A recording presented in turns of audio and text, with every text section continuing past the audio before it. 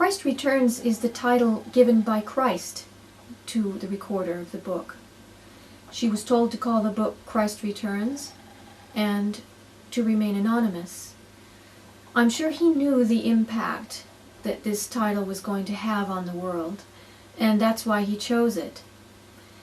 Of course, he hasn't returned physically, but by impressing his ideas into the mind of his recorder.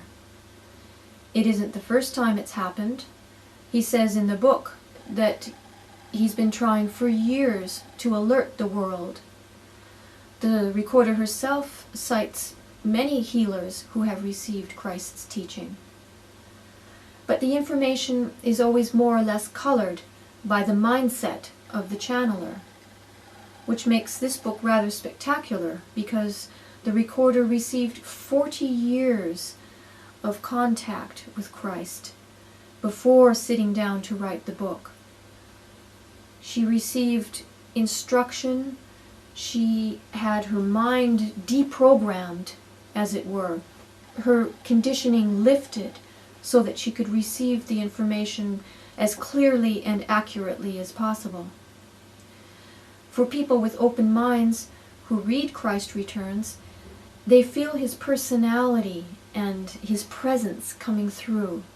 And so for them, it is indeed a return.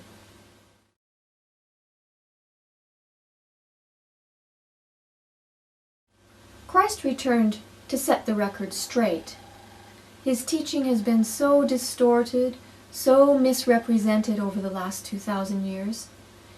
He wants to explain what exactly it was he taught in Palestine 2,000 years ago.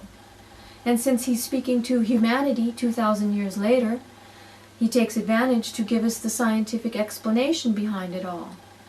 So, for example, he explains that God is energy, which is known to science as the unified field.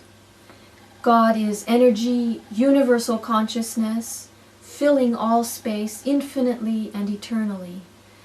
It's not judging us. It's not condemning us or punishing us.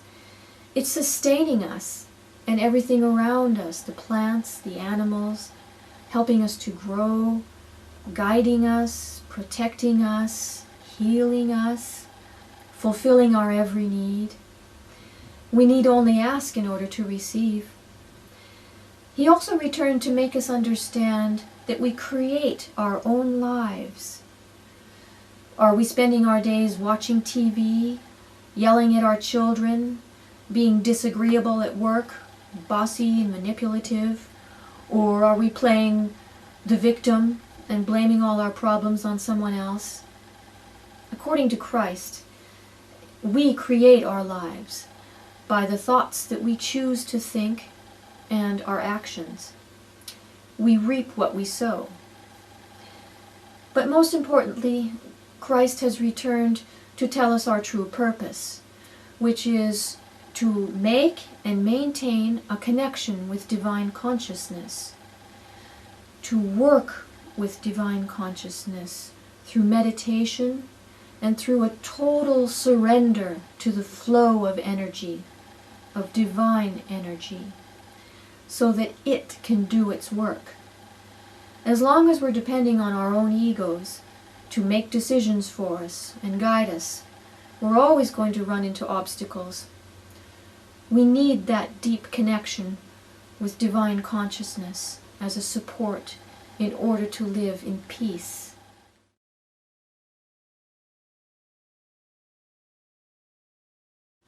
What this book has that other spiritual books don't have is the voice of Christ. It's a voice full of personality, of passion, of authority, and it's consistent throughout the book from beginning to end. The book is absolutely engrossing.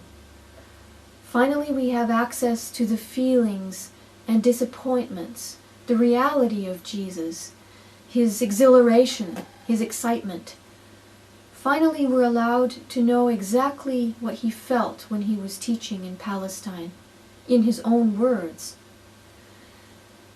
The book contains vast amounts of information on many levels. spiritually, scientifically, historically. But it also contains a lot of information that has never been presented to mankind. So it's an interesting book for beginners and spiritual masters alike. It also offers a lot of practical advice.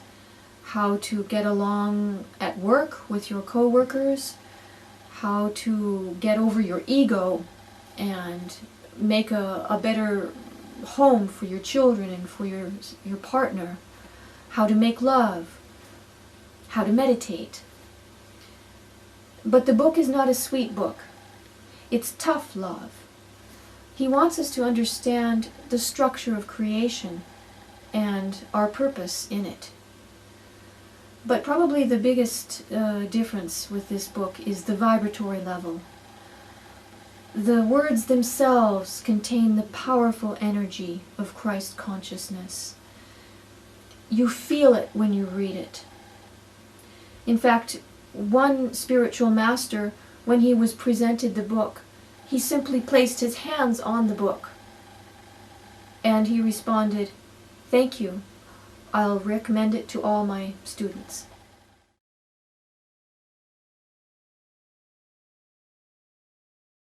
The recorder was told to remain anonymous, and she has maintained her anonymity from the beginning.